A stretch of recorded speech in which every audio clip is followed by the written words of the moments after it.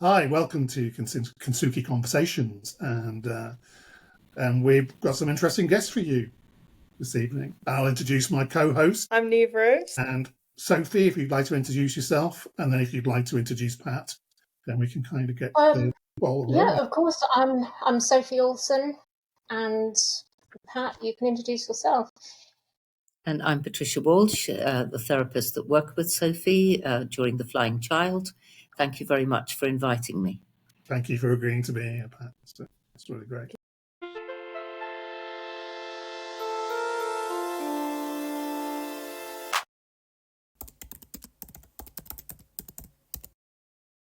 Sophie, do you want to kind of recap briefly, your story up to now in relation to your social activism and how that's growing and developing for you, and what you're learning about it all? I think that the audience might be really interested to know how that's helping your recovery to be kind of driving social change. Often in schools, I understand, is where you're mostly working, but that might be growing and developing. I think that'd be an interesting place to start if you're happy to talk about that. Yeah, I'm happy to talk about that. I will describe myself as an activist, but it's something that I fell into. Well, I think most people fall into it. I don't know if anyone ever thinks, well, that's what I'd like to be. It's just kind of happened that way. But the reason that I feel in a position to be able to say I'm an activist is because of the work that I did with Pat. So I'm the founder of the Flying Child. We're a community interest company, and we lead conversations about child sexual abuse through survivor-led training, campaigning, and support of adult survivors across the world. But I'm also an author of The Flying Child, a cautionary fairy tale for adults, which is co-authored by Pat. So Pat worked with me as my therapist. I'm a survivor of intrafamilial child sexual abuse. And I felt, as a result of what happened to me and what happened subsequently in terms of the support that I either got or I didn't get, made my life feel pretty hopeless, and that it wasn't really worth living, that I felt that I was kind of going through the motions of my life from almost looking in from the outside, watching myself going through this life that I felt was never really meant to be that way. And it wasn't one that made me very happy. And I was very unhappy and felt that suicide would be the end point. And then I met Pat after many years of seeking support and accessing it through the mental health system. But it caused me, I would say, further harm, further trauma. It was not able to meet my individual needs as a survivor of abuse within the family. And so by when I met Pat, I was extremely cynical. I felt very hopeless. I was very angry. I didn't trust anybody. I didn't trust her.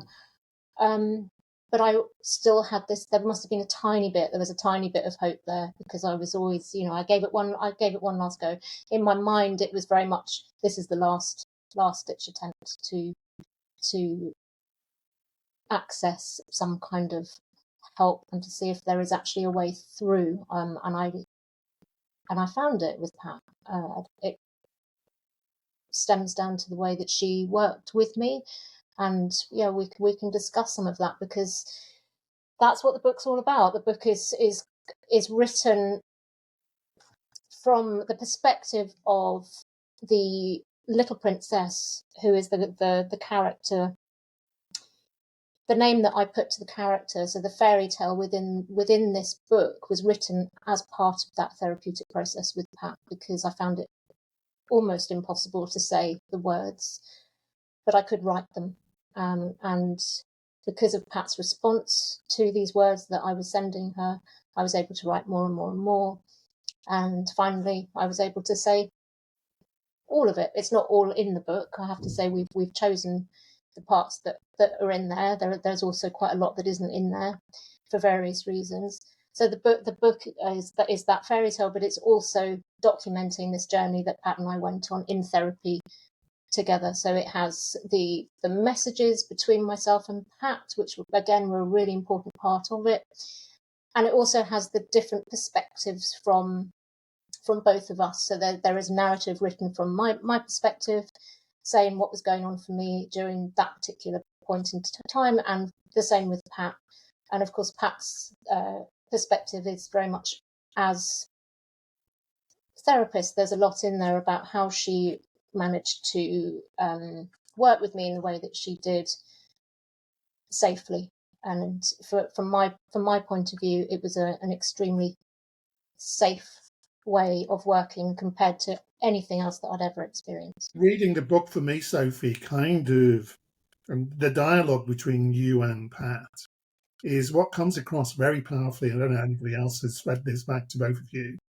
Is there is this real kind of, it's this real authentic sense of somebody actually seeing you and that you're being heard, but in a really, really powerful human way, you're being seen. So you're actually not just listening and feeding back and reflecting to you. There's a deep sense of being seen. And I think if that's what you experienced, that's probably why it was very different to you, is because I got that reading the book, that you are being seen. And I mean that in the widest context of yourself as a human being. And all the complexity around, your horrific experience of sexual violence, and then your journey through mental health services as a secondary mental health services, and being sectioned, etc., etc., and not being treated very well, which is not uncommon within that particular system. So, but you were being seen by Pat, and what with that, is that something that you can resonate with, how did that give you a sense of something that's grown and still developing in your relationship as you drive forward the social change conversation you're kind of empowering? Yeah, and I did feel that Pat saw me, and that was extremely validating, but also quite overwhelming at times. Okay. Because she was able to see and challenge things that I felt deeply uncomfortable with, because I knew deep down that I needed to do a lot of work on myself. But it was always very, very gently. I didn't ever feel sort of pushed or pressured. It was very, just the gentle observation every now and again that would really kind of poke me, and I would feel, oh, okay. I would find some of the things, it can be quite scary when you know that that you're being seen, and all your insecurities are being seen, and your fears are being seen, not just the trauma, not just the child that you were, but also the adult that you are. And so, yeah, but in terms of the work today, it's very much about visibility. All of this is about raising visibility of survivors, but also the impacts of this particular form of sexual violence, because these impacts are so hidden or misunderstood as reflective of something else, usually that there's something deeply inherently wrong with us. There's something wrong with us. That's very much the message that I got in the mental health system, was that there was something wrong with me. I know I was told it quite literally. There's a chemical imbalance in the brain, and the focus was always, when I tried to speak about it, the focus was always, well, I'm sorry to hear that, but we need to focus on this mental illness. Let's have a look at this new medication. Let's have a look at this. Have you considered this? Let's look at this new diagnosis. And it kind of went on and on and on and on. And I always felt that everybody was missing the point, and that nobody was really seeing or understanding. And the frustration of that was just immense. because once you're in that system and you start to challenge it, well, you can't. You become you're voiceless. You become anything that you say in disagreement is almost used as well, in my case, this might not be everyone's experience, but in my case, it's kind of used as more evidence that we need to look at this disorder or this disorder, and so I kind of felt like I could never really be seen, because the labels were so massively big that that's all anyone could ever see was that. And then I met Pat, and the first thing I think I said to Pat was what was wrong with me. I think I listed it all, probably, didn't I, Pat? Yes, you did, indeed. And you weren't the slightest bit interested, which was something I hadn't come across. You weren't dismissive. No. You didn't say, oh no you don't, or anything like that. You weren't dismissive, but you were just not that interested. And so it was, well, who are you behind that, who behind is these Sophie? labels. Yeah. And it would make me feel really quite panicky, because my whole identity had become what was wrong with me. Yeah. I would say to Pat, well, what do you mean who am I? I've just told you who I am, and you kind of gently push and say, well, but who is Sophie? Who are you, and what do you want to do? And so then I would say, well, I'm a mother, and I'd say, isn't that enough? No. And you would say, well, yeah, you'd say in a lovely, gentle way, but your children will grow up and they won't need you in quite the same way as they do. Who are you? Who's Sophie? So it was really difficult at times, and I think sometimes I probably get quite angry. Well, as angry as I sort of get, because I would feel like then Pat was missing the point. I was thinking, but she doesn't understand. It's too late. It's too late for any purpose here. I have missed that opportunity. I've missed the boat. I have been thrown out of the university. I have been told that I will never achieve. I will never amount to anything. I have no confidence to go and get a job. I have no self-belief at all. I know I have a brain, but I can't use it. Who's going to give me a job? And a lot of that is behind the setup of this company, is that I had more confidence to do that for myself than I did to go into my local supermarket and get a job at the checkout, which one thing I did actually consider, and I didn't have the confidence to do. I wanted to do it, but I didn't have the confidence to do it. Yet you created the Flying Child. Yeah. It is quite an achievement, really, because it started off as something I suspect is something very small, but it's grown. I remember you contacted me some years ago and we had a chat, if you remember, and then we kind of had another chat and we've kind of bumped into each other at different events and things. And it's grown for you, hasn't it? It's kind of become bigger than a small intervention. It's become a wide-ranging conversation that attracts people's attention. I suspect in some ways, hopefully most of that is good, positive, but you will encounter the negative as well. And the reductionist drive within systems, is still alive and kicking. So I saw a paper the other day that's just been published that purports to argue that there may well be a genetic component to being bullied. So if you're being bullied, it may well be because there's some kind of fault in your DNA, would you believe? But they can't quite find the fault, but they suspect it might be there, which is kind of the same argument for schizophrenia and other constructions. Disorder is really about what you describe, is when you challenge the psychiatrist. You then become disordered, because if you weren't disordered, you would just accept their word. So you do whatever they told you to do, basically.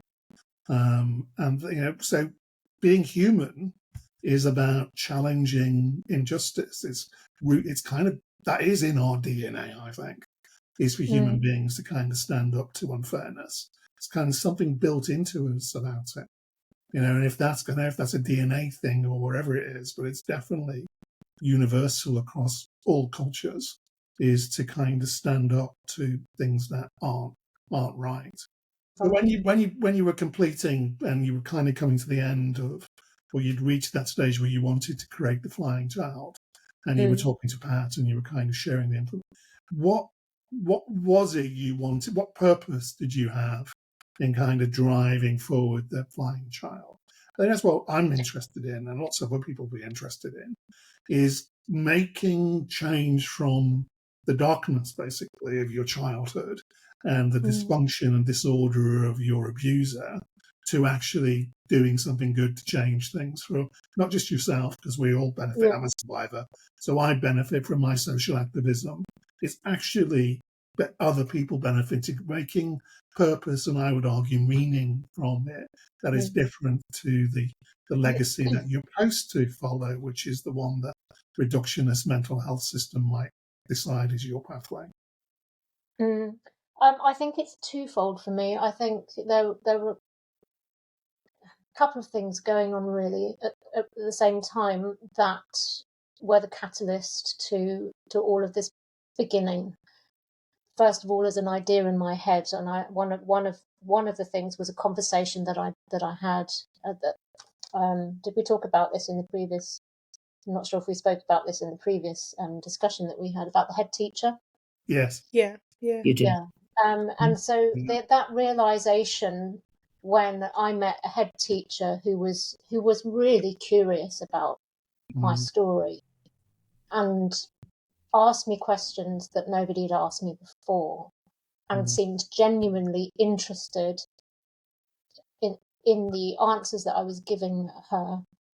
That understanding that all of that experience was actually valuable to somebody else and could potentially influence the way that they are then responding professionally to children was such an eye opener for me. So that was one thing. The other part of it was this deep sense of injustice that I have had to remain silent for half a lifetime.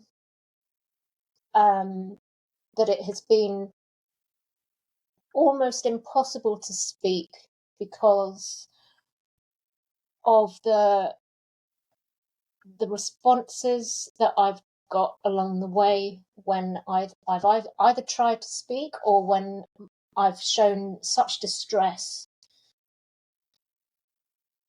as a result of what happened to me and the poor responses that I've got to that. You know, all of it showed me that I had to keep it quiet. I had to you'll see in the book that this mask of bricks, that was something that Pat might like to talk about later, was very much how I saw it. It's just, let's keep everybody out. Let's keep all of the stuff in. But I also had a deep sense of injustice about that, because why should I? Why should I have to keep it all hidden? And not just what happened, but the impacts as well. Why should I have to hide all of this? Why can't all of this be out on show so that everybody gets to understand what so many people are living with? This is the day-to-day reality of millions. And yet, where is the social outrage? Where is it? I didn't see it. And I used to just that the thought of all of this, how difficult it was to find support, how difficult it was to find the right support, to understand that there even was support. Everything is so shrouded in secrecy. There's such a societal unease around this topic. And I got sick and tired of it. So that's partly why I started it. And I ventured onto Twitter, which is now known as X, and I didn't really know where I would go with it to start with. So I just experimented. I started sharing, and I still do it this way. I tend to share a bit of my own experience. And what I noticed was that other people started to share a bit of theirs. And it kind of snowballed a little bit. And as the two things kind of happened at the same time, with setting up this survivor-led training, the Flying Child Project, and also being on Twitter and, having more of a social media presence. There was a documentary that came out on BBC Radio 4 as well. That all kind of happened at the same time. And suddenly I noticed that Twitter was also being followed by professionals, practitioners on the front line. And I found that I was really curious about that, just understanding that suddenly you've got these hushed conversations that are normally very hidden. That is usually behind the door of a therapist room, or it's in the peer support behind the doors, the closed doors of peer support. Suddenly you're in a situation where these conversations are being had on a social media platform and also noticed by practitioners as well. And the best thing of all was when people started to engage with it, so that you end up then with a conversation with everybody. And so I was very, very curious about that and working out what were the things that were really getting people's attention. And a lot of it was was around this sense of injustice. The negative responses that we get, either to disclosure or to the way that we are surviving, or whatever it is.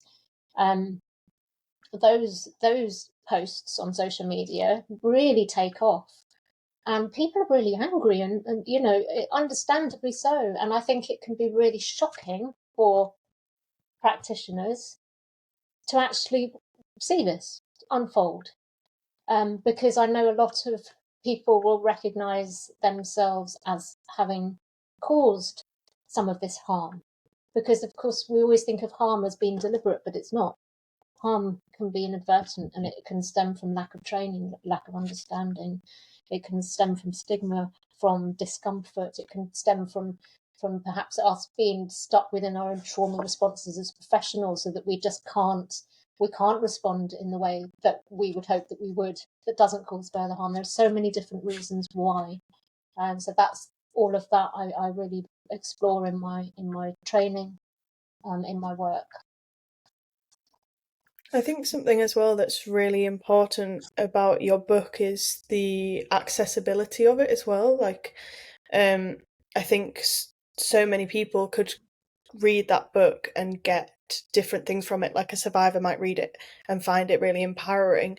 An ally might read it and have that kind of understanding of what it's like to go through that process.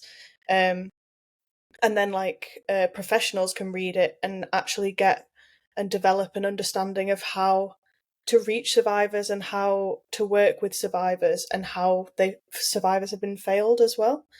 I'm interested to know kind of what was it that made you want to write this book in this way? Like, how did it start? Was it just going to be kind of like the fairy tales that you'd written, and then you brought in the email and text exchanges, or did you always know that this was kind of the way that you wanted to show the process and the kind of message that you wanted to put out, or did it kind of develop from an idea? I'm just interested in the process of that.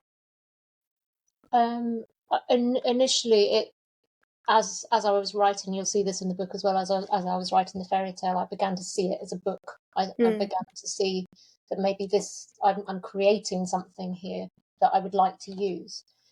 I then, in the back of my mind, I did consider having it as a wider, slightly bringing in that other perspective, but I didn't see how I could at that point. I didn't really see it as possible. I then started to go along the process of publishing it, and started to see again this injustice in this particular world as well. I felt that how unfair it was that I had an agent who was really interested in the book, and we got quite far along that process. And this was for the fairy tale at that point. And then she asked me if there'd been had he been prosecuted? When she realised that that wasn't the case, she backed right off and she said, "I'm sorry, I can't have this. I can't take on this book. No publisher is going to touch it." And at that point, it's such a silencing thing because so many of us don't have that. We haven't got justice. And so I was going to self-publish at that point. That was how I was seeing it all play out.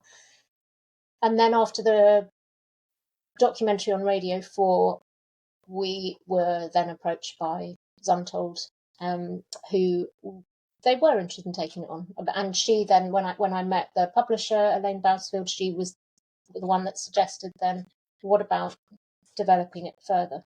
What about having that perspective from Patricia as well? And that was partly because of Elaine's background in, I believe she's a psychotherapist originally. Yeah. And so she had that interest as well. So that's kind of how it happened. I don't know how Pat sees it though, or how you felt it would all end up. I was very surprised to see it end up as a book with the Sophie story and as the therapy going alongside. Hence, it was never really, the messages I sent were never thought about that they would ever be published. They just came spontaneously. The idea of the fairy story stemmed from trying various methods to be able to get Sophie to tell her story. And people will often ask me, what sort of a therapist are you? And I think, well, how do I describe that really? And so I'll say, well, I'm an intuitive therapist, I work along those lines. But really what I want to say is forget all of that. I'm actually human first. So we worked in a way that there was no restrictions. That was the wonderful thing with it. I was working with Sophie in the way that I've always wanted to work. Not you've got 16 sessions here, you've got an hour at one time. I wanted to see what would happen if we really, did this together. So the story started to flow. And so I could see eventually that this story of Sophie's could be very beneficial for other people. It was a wonderful way of writing. The marvelous thing about a fairy story is that the abuser can't come forward and say, am I the wicked king in this story? Because that would be ridiculous. So it gave you the freedom, like all fairy stories do, to express the hideous things of life without anybody saying, who is this in this story? So once we'd done that, I thought, well, her story will go forward. That's the way that it will be. And then when I was told, what about the therapy aspect? I thought, well, what have I got to offer? I'm not one of these amazing therapists or psychologists with all these letters after my name. However, then I thought about it and I thought, actually, the most important thing is experience of life and not the letters after your name. So I'd worked as a nurse, I'd worked in the mental health system, I'd worked in GP surgeries, I'd worked with people who had suffered abuse in life, domestic abuse, as an independent domestic violence advisor. There was a whole wealth of things coming into my therapy without me really realizing it or thinking about it, just little snippets would come in. So when she decided that it would be a good idea to do it from the therapy side, after taking a deep breath and thinking to myself, well, I'm an older therapist now. If they show me the door, it's okay. If I had been 30 years old as a therapist, would I have risked this? It would have risked possibly losing my job and any credibility. So I thought, well, I've got nothing to lose now. I'm at the end of my career. Let's put it out there and let's just see. And it actually, Rob, has been a wonderful surprise to me that I haven't had back, well, that's not the way to work. What about the professional boundaries? Because we didn't go across any boundaries, actually. We used boundaries between the two of us. We set those, and they were flexible as well. But we used them in a way that they were totally beneficial to Sophie, because if I had done anything else and gone over those boundaries and said to her, well, I think you should go back into the mental health system. We did talk about her seeing her psychiatrist. We did talk about her, did she need additional help for this? We didn't break any boundaries in that way. I worked with her in that total way. So I thought to myself, do you know what? Maybe this is what the world really needs in therapy. I was so tired with working with these policies and this way that you must work this way, and have they been to their GP? Well, you can't get near a GP nowadays, really, for love nor money, to get an actual appointment physically. So, have they got a mental health diagnosis? I'm not really interested in a mental health diagnosis, because that's just a label. That's something which is a safety valve, really, in the professions, to say, well, they've got their OCD, or they've got, sort of personality disorders or whatever. So therefore, we have to work within those boundaries. But strip away all that conditioning, and what have you got? You've got a human being who's deeply traumatized by what's happened. And wouldn't it be obvious, really, that you would be having all these signs and symptoms? As I said to Sophie, I'd be a lot more worried about you if you were saying, oh, everything's wonderful, I'm feeling really good today, when you've gone through living with a psychopath for all those years. So it was wonderful to be able to work the way that I really, really wanted to work with Sophie, with no restrictions. There was no, you can't take an email at 11 o'clock at night, because I work late anyway. If an email was coming through, wonder what's going on. So I was really pleased that it was, in the end, I was a bit reluctant at first, but then pleased afterwards that it went through with the therapist side of things as well, because I thought, you know what, I've got absolutely nothing to lose now. I mean, my observation of it when I read it was, I thought you were very boundaried in a way that perhaps people don't realise. So you were boundary in the context of you meeting Sophie where she was at, rather than where the therapist wants her to be. So it wasn't in the 50-minute kind of session. You were entering into her world, and then you were navigating her world, meeting her where she was. You were very boundaried about things. So you couldn't come back to her. I couldn't get back to you, Sophie, because I was doing this. And of course, Sophie, I think in one instance, felt very kind of panicked that you hadn't responded. But when she came back, because she was worried she'd gone too far and she'd burnt you out, which is not uncommon with survivors, is there? Because they kind of fear, all survivors fear that nobody can deal with us because we're so complex that we'll burn her out. And actually, when you came back, you reinforced what you should get in childhood, isn't it? Which is that unconditional thing. Rogers talks about it, but you were doing it for real in her lived world, rather than this construction called the 50-minute session. And you chose to do that. So it was a choice. So it wasn't because you wanted to give her that gift.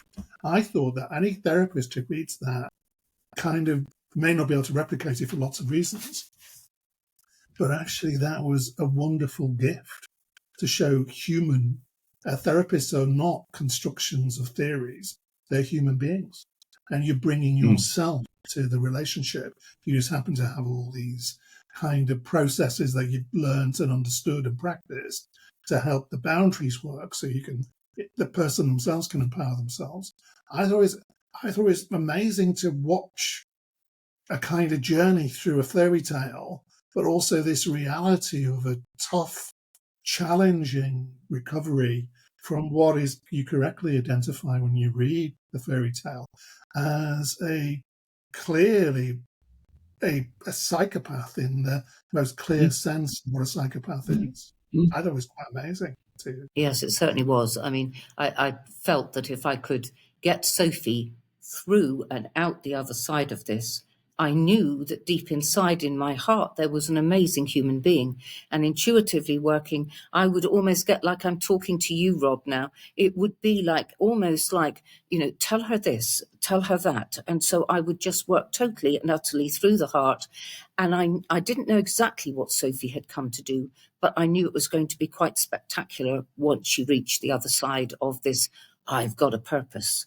Wow, maybe I could publish the book. Maybe this could be done. And once we reached towards the end of the mountain, if you like, that we'd got to the top sort of part of the pinnacle of the mountain, that we were looking out over the bigger view, it was like, wow, imagine all the people that you could reach out there.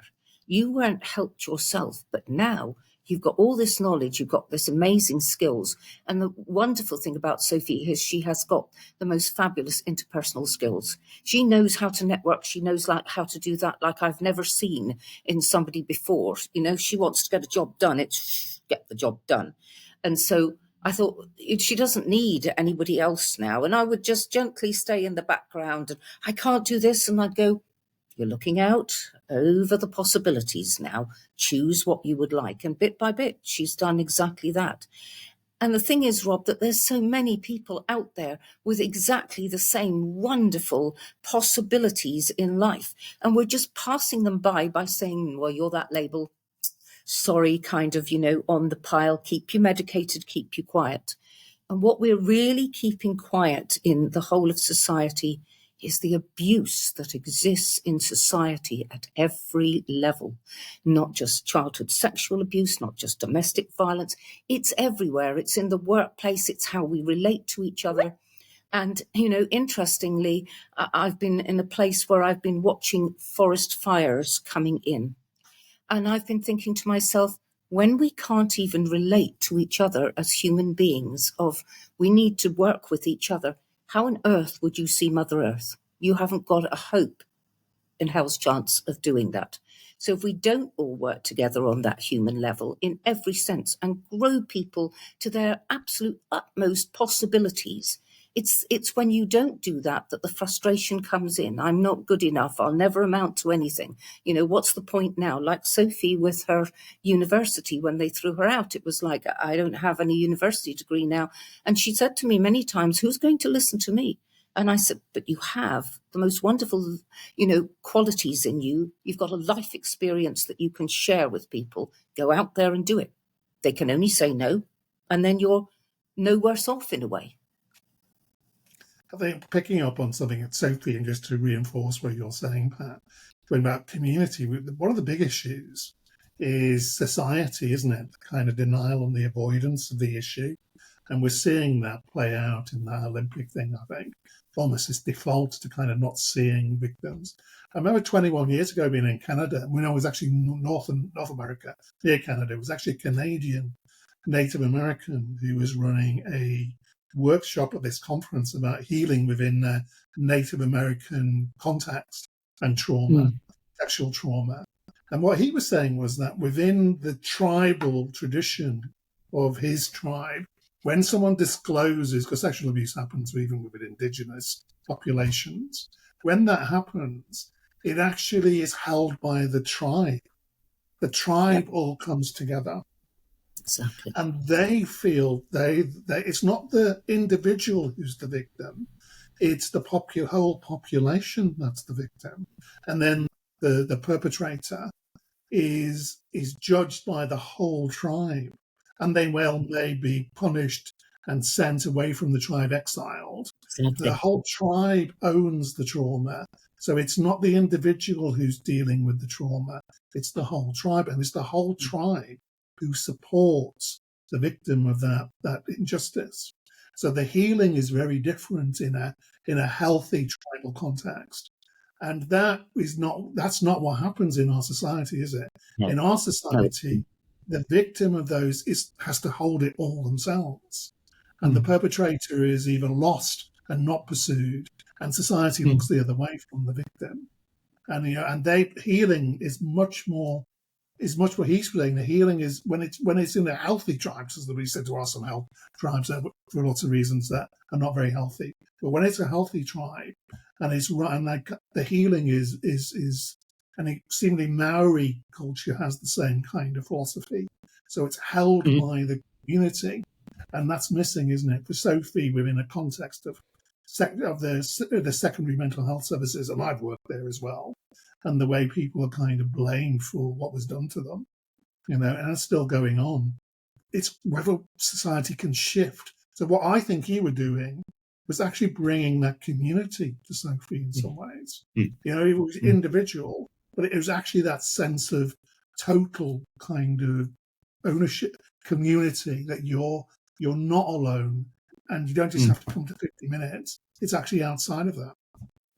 I think that was quite amazing and worked for Sophie because of the secondary stuff that you had to experience, Sophie, from childhood into adulthood. You had all the secondary traumas of going through those systems, really. Community is absolutely key, because it's only, in my experience, it's only then that the feelings of shame start to drop away. When it becomes like it feels a little bit like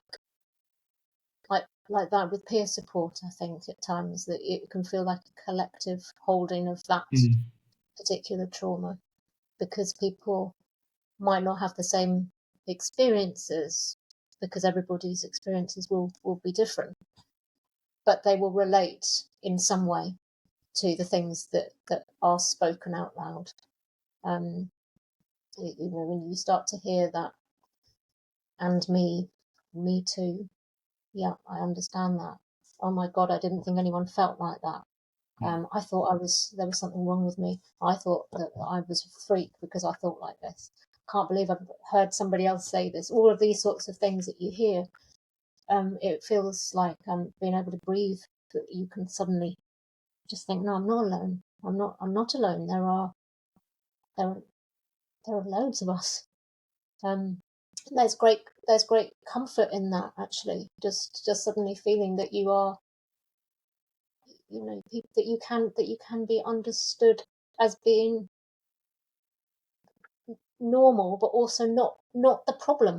The abuser is the problem, not the victim. For Yes, society, and still, when you're speaking to people, when you do your engagement with the community, basically to kind of try to get them to shift, and hopefully that's a lot better than it used to be, because I think shift is happening.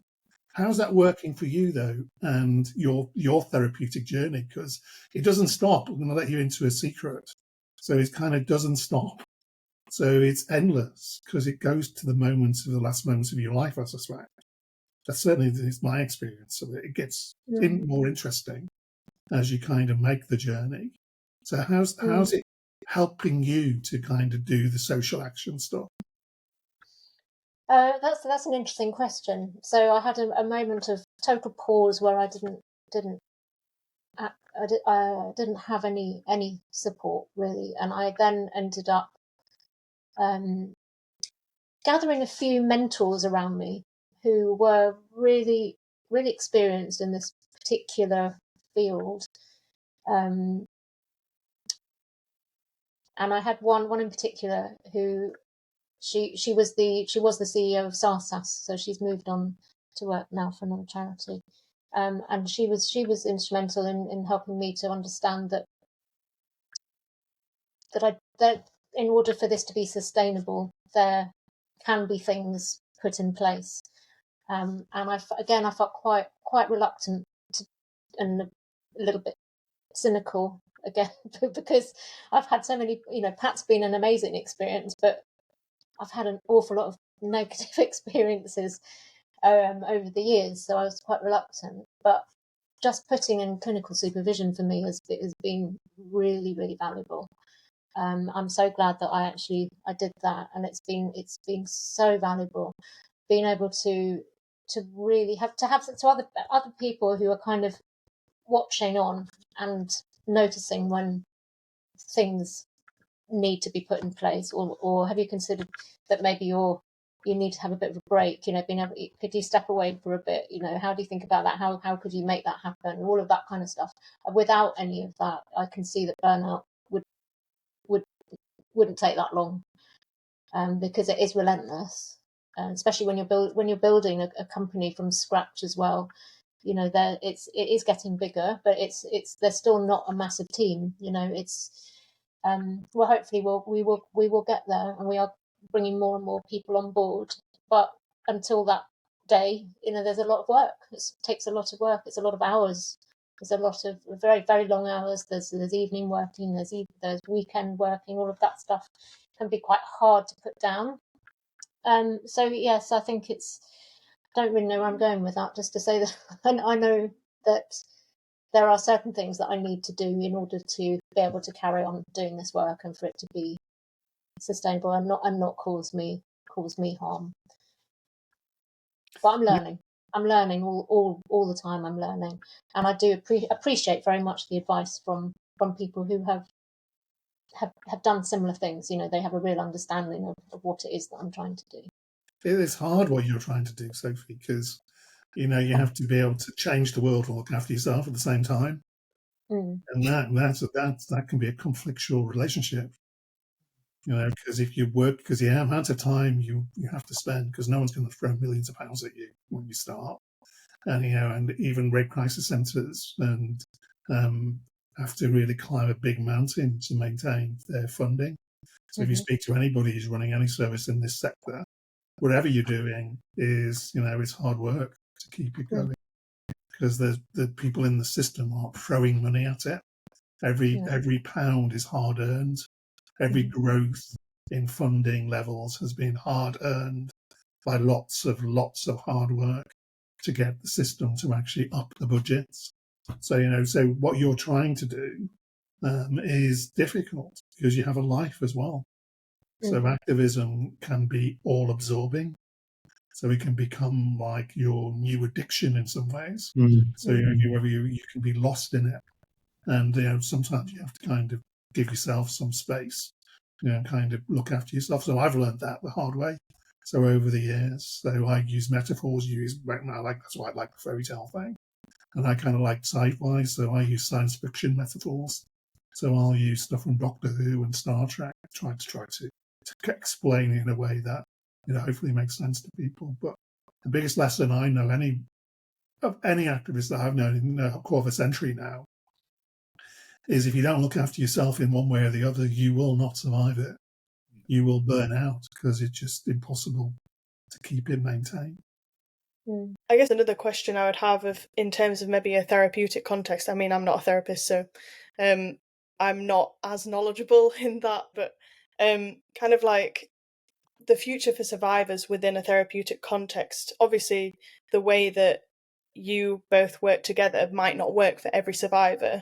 But do you think that there's kind of, or there should be more kind of human-centered therapists, like the way that you've been working, Pat, or like, do you think there should be kind of centres that kind of are based around this methodology of this is where survivors can come and they will meet and have kind of these therapeutic relationships that you both had, where it's kind of defined, you define it yourself, if that makes sense?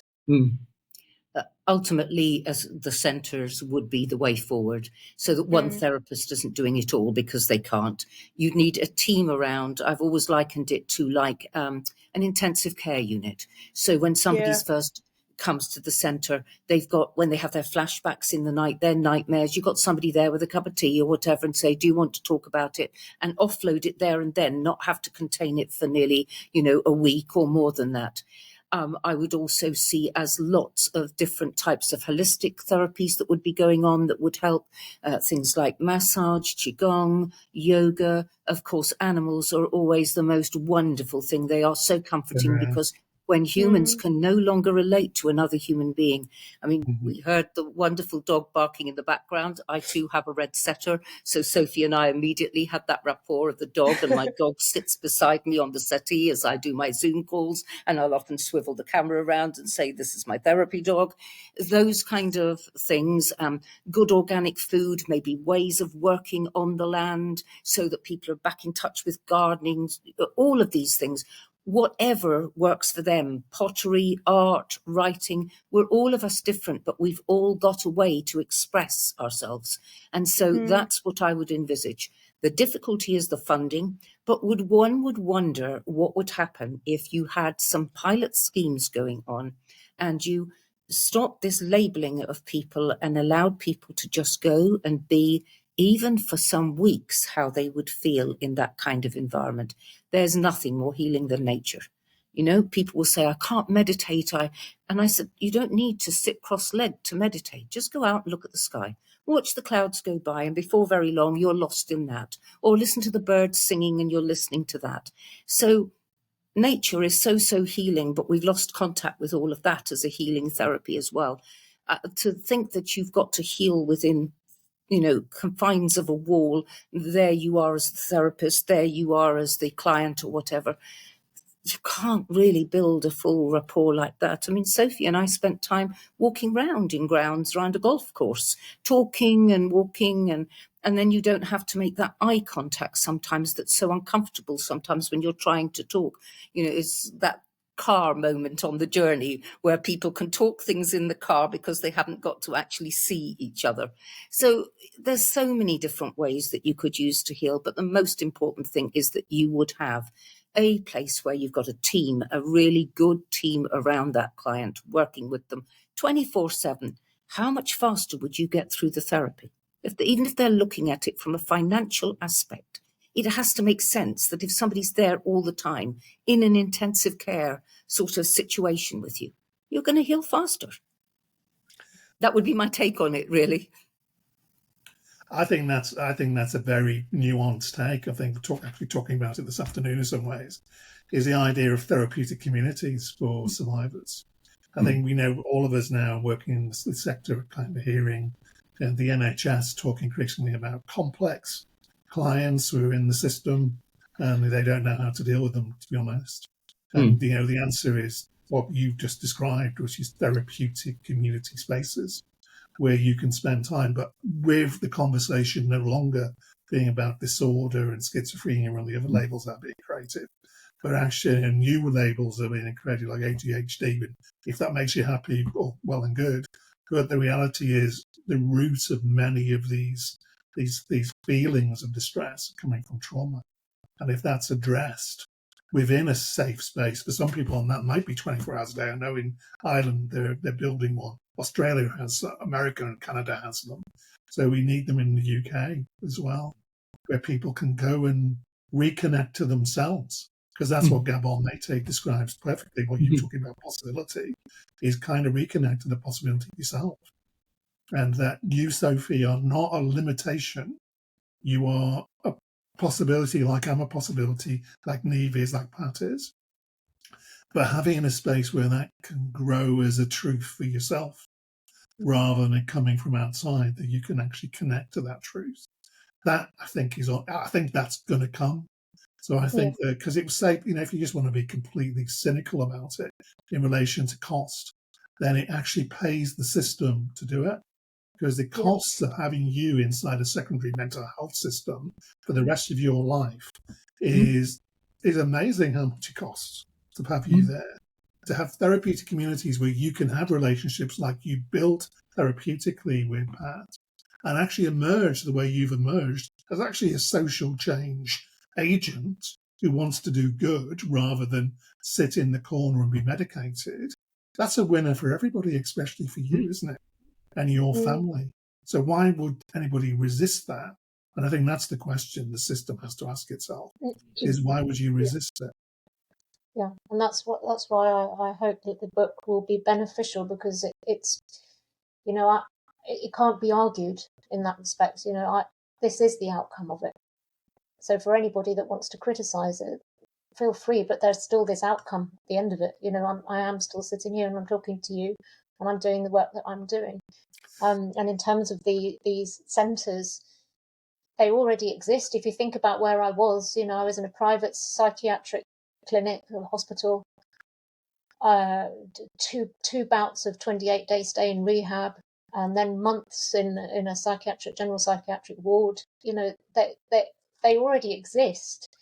And if you could take out all of the people who were in it and replace them with the team of Pats, and not just the staff but the managers and everybody else. If you could just take one lot out and put the other lot in, it's already there. It's there. It's just that the current focus is so wrong. If I think back to some of the things that I went to, like the art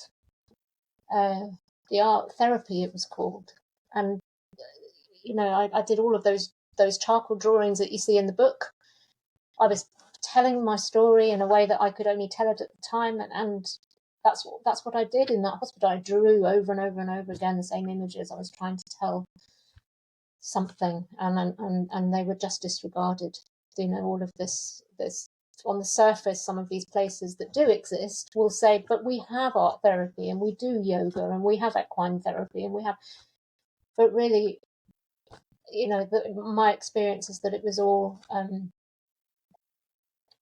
there was no real understanding and no depth to it, and the people that made a difference to me in that place were few and far between, and they stick in my mind because of the very gentle things that they did, like the man, the nurse who took me out one day and he said, I want to show you something in the shed, and he showed me a little nest of baby birds, and he said, I just thought you'd like to see it. And I felt at that point so seen again by him in that moment. You know, he took time out of his busy working day to take me out to that shed and show me that little nest of tiny little birds, and it meant the world to me. You know, that's the, I'll remember him far more than I will remember the harm that was done. You know, I remember the kindness, I remember the empathy from those brief moments of kindness and empathy stick with me. They were the only things that made me feel like, oh, there's maybe a tiny bit of hope. But they were few and far between. They really were, and that's such a sadness that was the case, because it didn't have to be that way, you know. And it is that way for a lot of people, and many people I have come across since have had very similar experiences to me in the mental health system, and have felt that it has become secondary trauma, and it shouldn't. That shouldn't be this. It shouldn't be this way.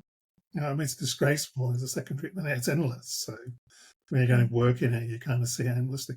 As for criticism of the approach that you engaged with Pat, what I would say to people is, what would they do differently?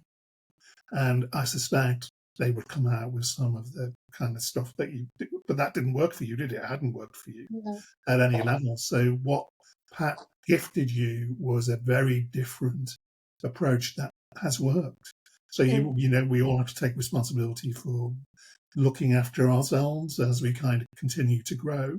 That's a very important. Even me, you know, now I have to do that. So kind of be careful about what you do and what you don't do, and all these things. But you were gifted something, and they can criticize all they want, but they wouldn't have any other solution for you. And I think what you were gifted, they should look at very closely, because it worked. And in the end, you are a different person, in the sense you recovered, you are increasingly recovering yourself. And I think that's just powerful, very powerful evidence for this is not a science in some ways, it's an art form called being human. And it's kind of painting a landscape of hope and possibility for somebody. In your case, Sophie, when you read your experiences of systems and your childhood, there wasn't a lot of hope going around, really. So it was re-gifted to you. And I think that's quite an amazing story. So anyone who criticises it would have to come up with an alternative that would work, and they would be able to, I suspect. No, and what's really encouraging is that we haven't faced criticism, which is, you know, the feedback from therapists is very positive, which is really, really encouraging. But I just would like to say as well that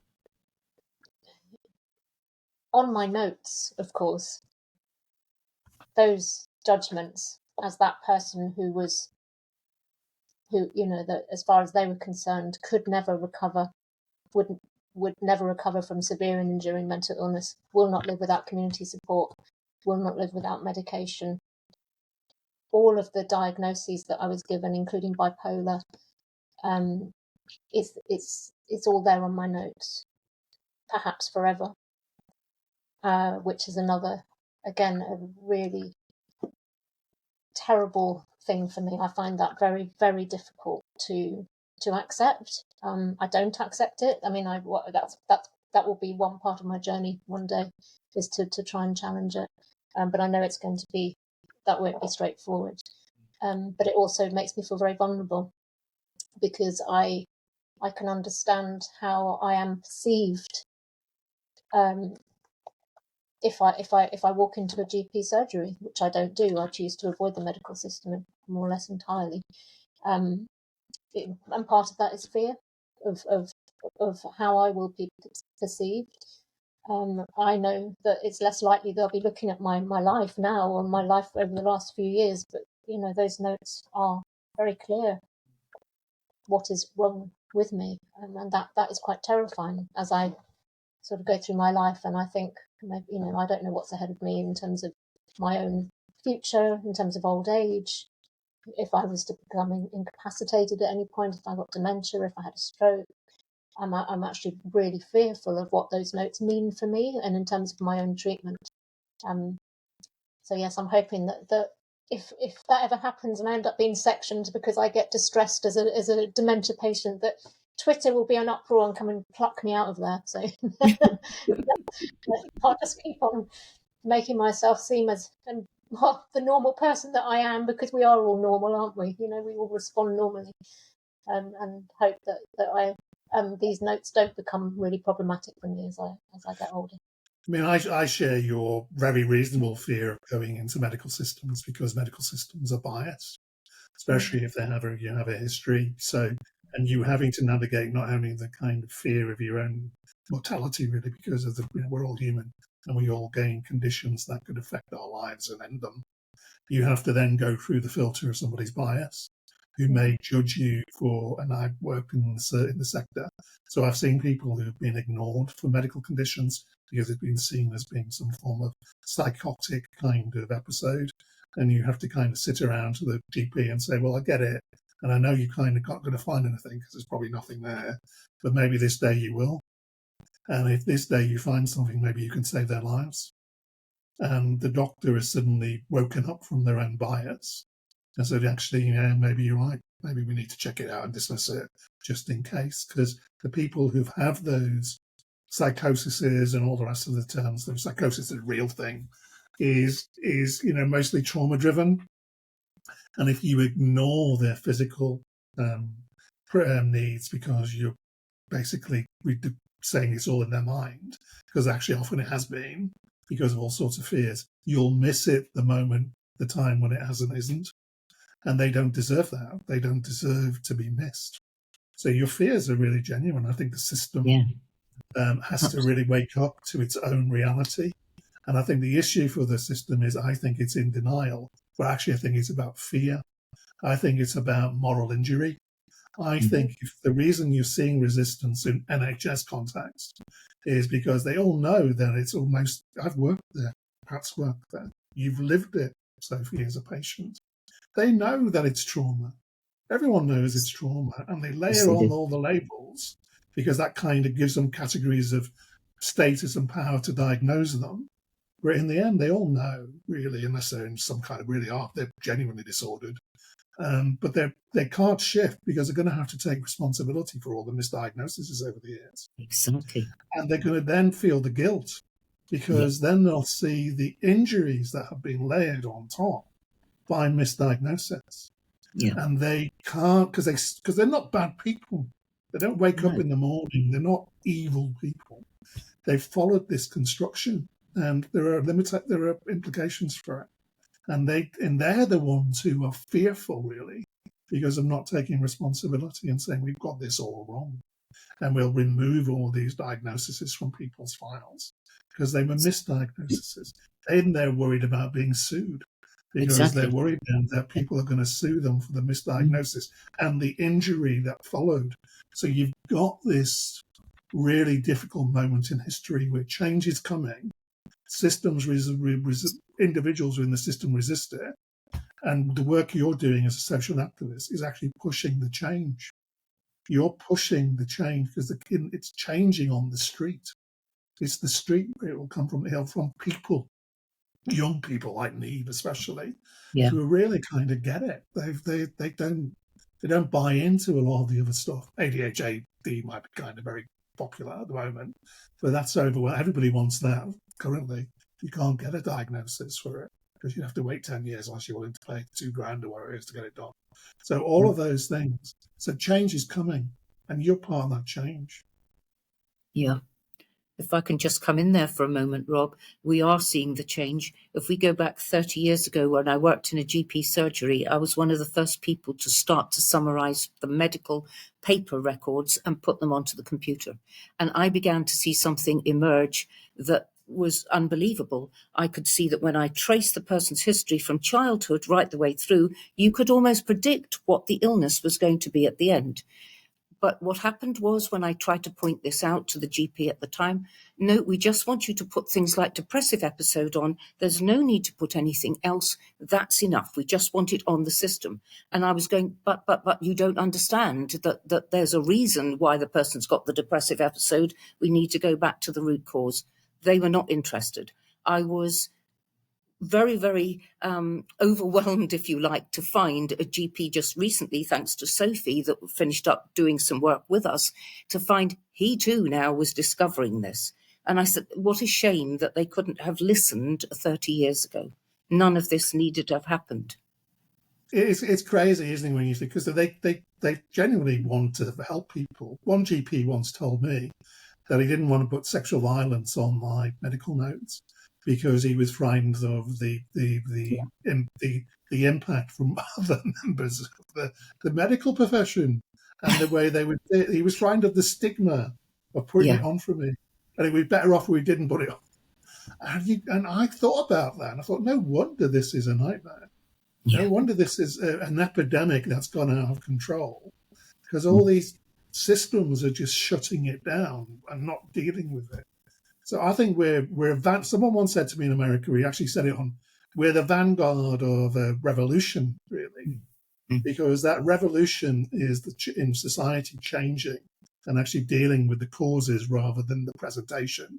Yeah. And if you deal with the causes, maybe you can push it all back. So it's not just about rescuing people from the battlefield who are the survivors who come forward and disclose. It's actually stopping the war. And to do that, you need to go to the root of it all, find out what causes it, and invest in the changes that start to push it back. And one of the ways of doing that is to start turning the lights on the thing, I believe, which is what you're doing, Sophie. What your book with Pat has done is turn light onto another aspect of a conversation that isn't really had about what actually really goes on in a therapeutic conversation with a survivor. And one that is very kind of out there pushing the opportunity to be holistic rather than prescriptive, and actually go out and do that and see what happens with somebody who had been seriously kind of further injured by your encounters with systems that and professionals who just did not know or did wish not to know how to deal with you. And it didn't take complicated things. There's nothing that Pat did with you when you read your book that's complicated. It's not super science, is it? No, it was just simple. It's almost too simple. Yeah, it was cool. It's not rocket science. It's so gentle in comparison to the complexity of what went before. Yeah, this is the beauty of it. You know, even though, as Pat and I would always say, it's not intended to be a guide, because partly because everybody's different. You know, you can't, not everybody's going to want to work in that particular way. But what can you take from it if you're reading it as somebody working in therapeutic or support settings? You can take the empathy, the kindness, the time, the care, the really seeing that person in that moment. Anybody can do that. Anybody can do that within the constraints of a system where they feel they can't work in that way. They can. Everybody can. I mean, and it's kind of about being connected to yourself, really, as a human being.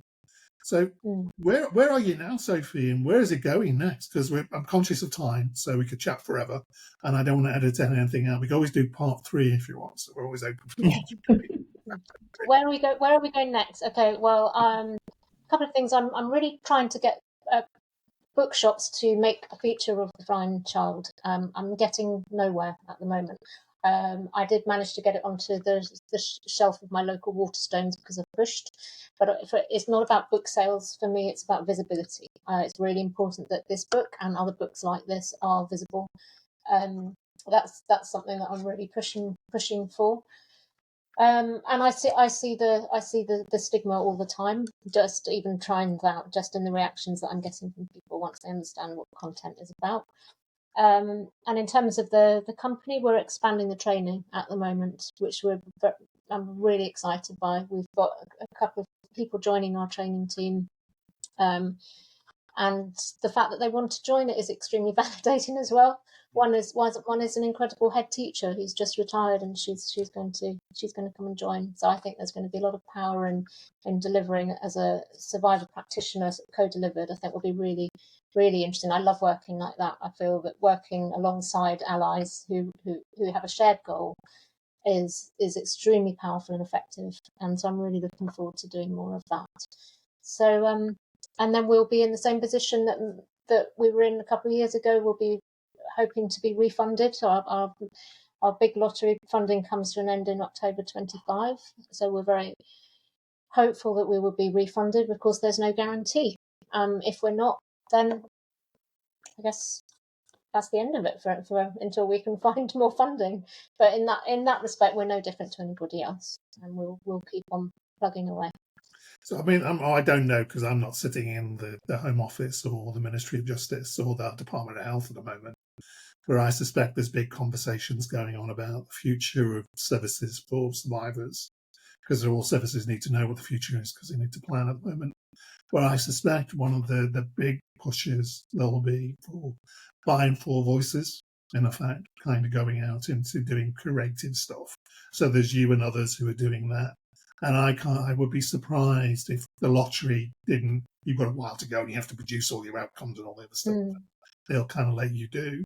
But I suspect, that you will be pretty high up on their funding if you keep on growing the way you are. And I also suspect there'll be other streams of funding that are really geared towards bringing voice. So not voices are just connected and sat around the table for an afternoon to tick boxes, but voices are actually driving the conversation themselves. You are going out there and leading that conversation, and you're one of those voices, Sophie. So what you're doing is really creative, and it's actually delivered to an audience that I suspect, connecting to in a very, very, very different way because of the way you're doing it. I think that's cool. I think more and more of that needs to happen. You need to kind of look after yourself and kind of deal with the stuff that comes from people. But you are doing something very special. It's a very powerful thing that you're doing. Thank you. Well, thank you. It's really lovely to hear. And I don't know if anybody else has got the kind of conversation, because it's a hot evening. So if anyone's watching this in the middle of winter, we actually got heat in the United Kingdom today. We don't know where it came from. We're having one day of sunshine. So one day only. One day, or one annual day. So kind of making the most of it. So I don't know if Neve wants to kind of have a final kind of comment about anything. Just to thank you both really for coming on, and it's really interesting to hear just from both of you about your perspectives on everything. And I hope that we see the change that we envision for the future, and no doubt is that kind of achieved by the work that we're all doing. So yeah, thank you for chatting to us, and thanks to anyone who's listening in. Yes, I'll second that. Thank you very much. And Well, thank you. Part 3 now.